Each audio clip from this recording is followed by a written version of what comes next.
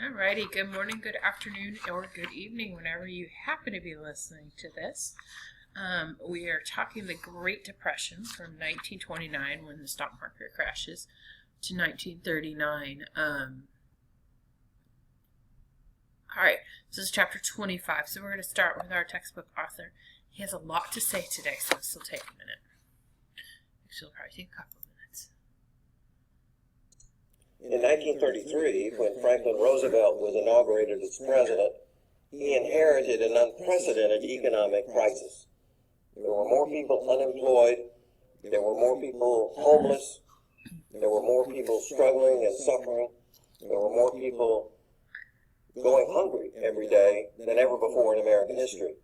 So he and his advisors faced a formidable challenge. How in the world could they get this economy going again that had never before experienced such stress? The answers were many. That is, his advisors had several conflicting notions of what had caused the Depression. So one of the problems was to determine why did it happen, and therefore how can we address it? And instead of being able to determine with confidence why it had happened, Roosevelt received conflicting advice. So in essence, he tried to do a number of things in hopes that all of them would help address the economic crisis and begin to restore prosperity. Another factor was that Franklin Roosevelt himself, even though he was willing to do more than any other president had ever done before in dealing with such an economic crisis, he also was fundamentally a fiscal conservative. That is, he did not like the idea of the federal government having to go into debt in order to deal with the crisis. He wanted a balanced budget. And a third factor was that the Democratic Party that had elected Franklin Roosevelt included a very significant conservative wing, mostly Southerners from the southern states, who also were very reluctant for the federal government to expand too far too fast in dealing with the unprecedented crisis.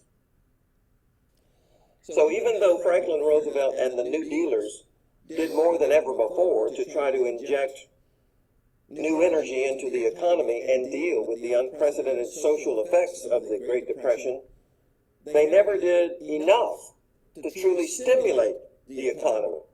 Roosevelt's efforts put several million people back to work, many of them employed directly by the federal government or by state governments.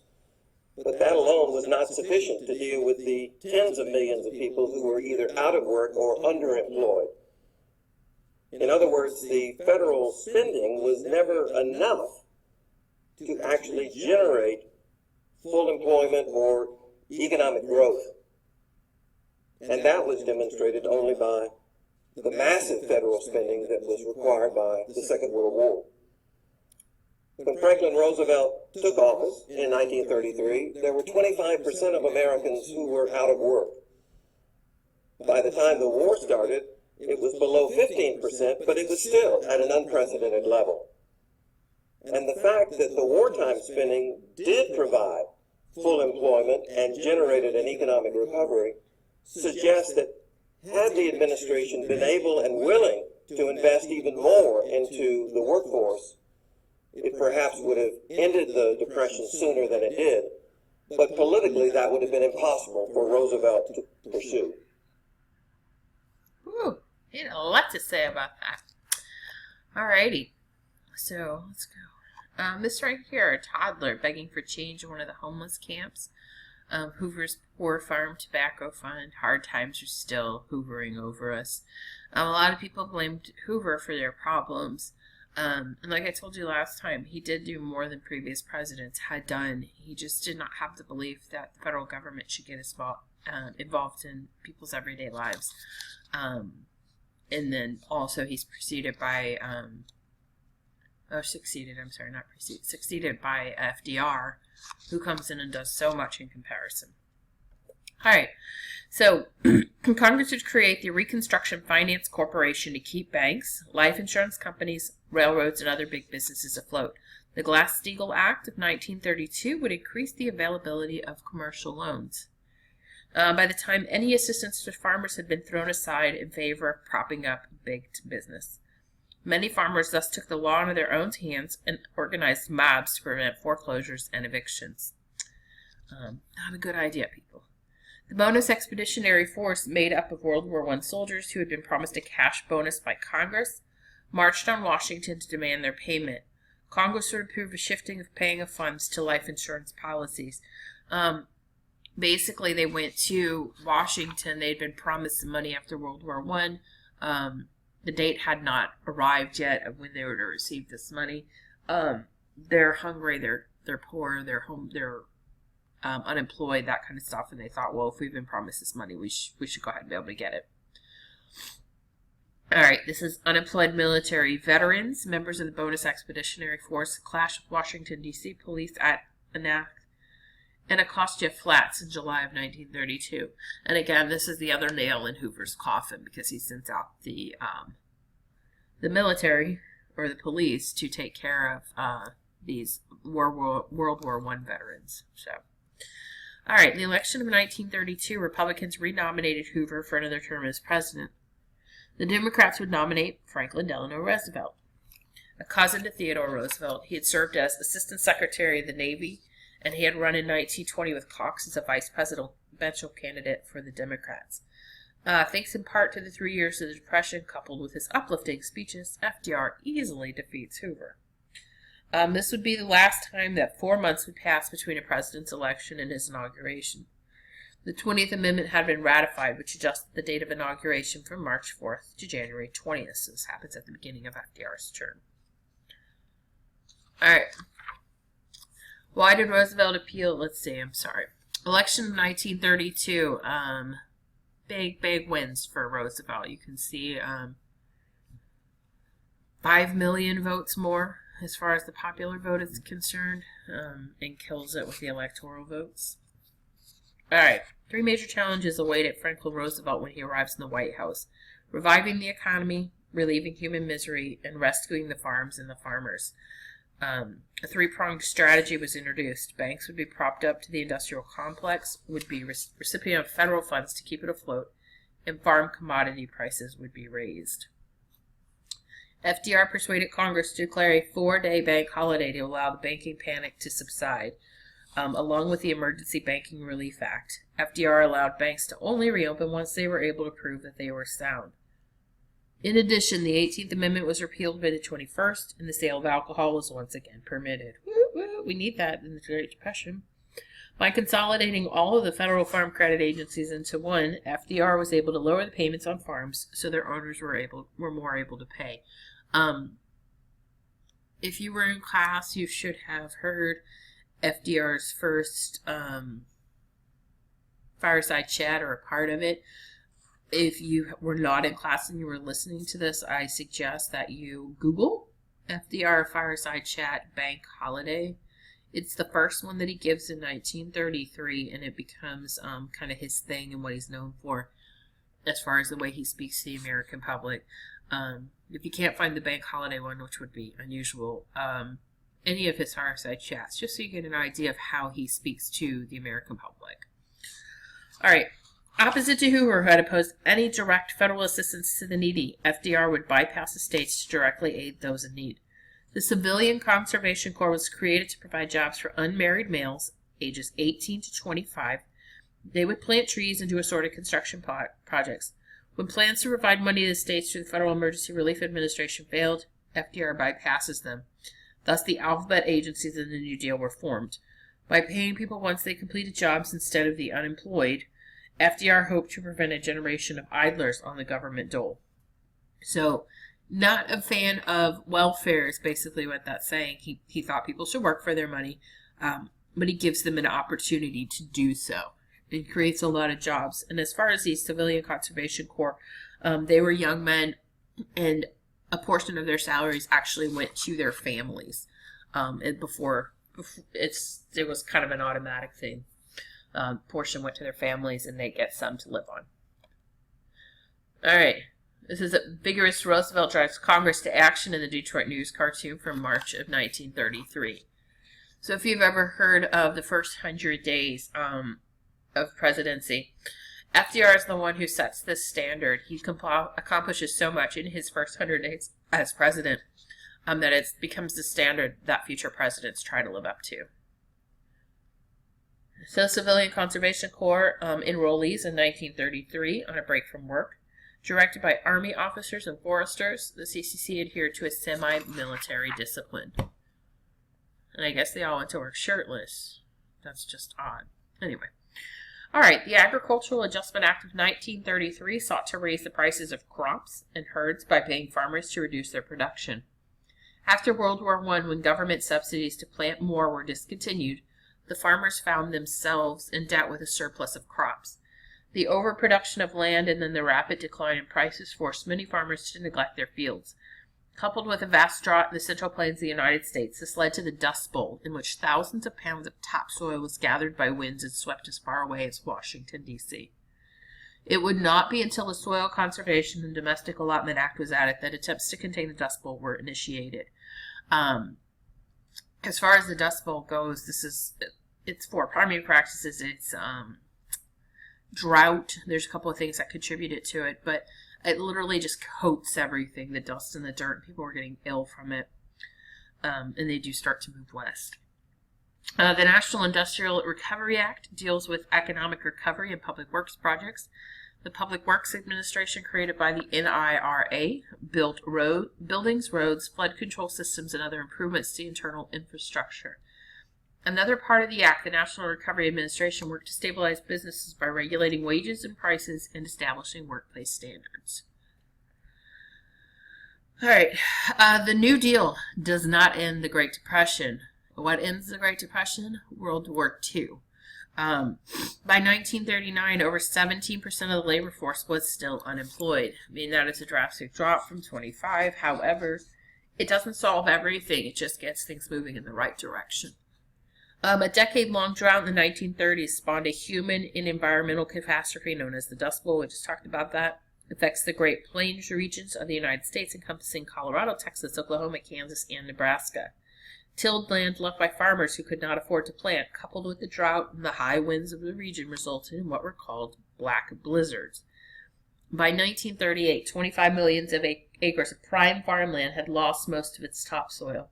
Farmers in this area would migrate to the cities to find employment, but would rarely find jobs. They would go west a lot of times. So when the drought and the dust storm showed no signs of relenting, many people headed west toward California. Many of them came from Oklahoma. They are called Okies. All right, the Tennessee Valley Authority brought electrical power and jobs to the interior of the United States. It built dams capable of generating cheap electricity and provided electrical lines to rural homesteaders. I don't know if your chapter talks about it, but let me just tell you real quick, because I haven't read through all this yet. But as people are moving westward and they're starting to try and look for jobs and farming jobs and things like that, another one of FDR's brilliant ideas is the Mexican Repatriation Act. So in the 1930s, they actually... first they asked, and then they pushed, made Mexicans move back to Mexico. Problem is, like 60% of them were American citizens, and they were basically sent back to Mexico. So, again, never think that what's going on today has never happened before. Anytime there's a problem, often the immigrants are blamed. All right. FDR's New Deal fails to address long-standing patterns of racism and segregation in the South. He feared that to do so would alienate his Southern supporters in Congress, and the New Deal would crumble. The requirement of the Agricultural Adjustment Act to plow under lands affected African American tenant farmers. The worst desert lands were the first that farmers would allow to go fallow. During the turbulence in Mexico in the 1910s, thousands of Hispanics had immigrated north and were now denied access to government programs because of their lack of citizenship. Many states deported the illegal immigrants. That's what I'm talking about. But those aren't the only ones that were sent. During the New Deal, African Americans gained legal victories in the Supreme Court concerning their civil rights. Although they would not be all-encompassing, they would set the foundation for future legislation in the 1950s and 60s. All right, so the Scottsboro case. Haywood Patterson, one of the defendants in the case, is seen here with his attorney Samuel Leibowitz in Decatur, Alabama in 1933. And you should have read, 6th period, you should have read an article last week during your 5th period class. In 5th period, we are going to read it today. We'll read it in class today, so if you missed class, I suggest you ask me about it. about this case. All right, let's talk Eleanor. So Eleanor Roosevelt redefines the role of the First Lady. She takes a prominent role in the American public through regularly syndicated newspaper articles, press conferences, and promoting labor and women's rights. In many areas, she advocated issues that her husband dared not, lest he lose support for his programs. When it became apparent that the New Deal was unable to completely defeat the Great Depression, criticisms of FDR's plans began to emerge. Many, such as Senator Huey Long, sought the limelight to attack FDR with their own plans. Known in Louisiana as Kingfish, Long shares the wealth program. Long's Share the Wealth program advocated stealing from the rich to give to the poor. Another critic was Francis Townshend, who promoted a plan to pay $200 a month to every citizen over the age of 60. The plan itself would have cost more than half of the nation's income and help only 9% of the population. And finally, Charles Coughlin, known as the Radio Priest, used the show to call for a return to the unlimited coinage of silver from the populist era in an attempt to increase the monetary supply. Remember, this doesn't work. All right. This is Eleanor Roosevelt, maybe not the most beautiful woman in the world, but super smart, principled, and candid. She became a political figure in her own right. She is pictured here addressing the Red Cross Convention in 1934. You can hear a lot about hers and Roosevelt's relationship. They were not necessarily intimate husband and wife. Roosevelt had wanted to divorce her prior to running for president. His mother would not let him. So they lived a lot like roommates, traveled separately and whatnot. And Roosevelt had a lady on the side. All right. Many of FDR's New Deal programs found themselves outside of constitutional authority. Again, when the president just starts doing things.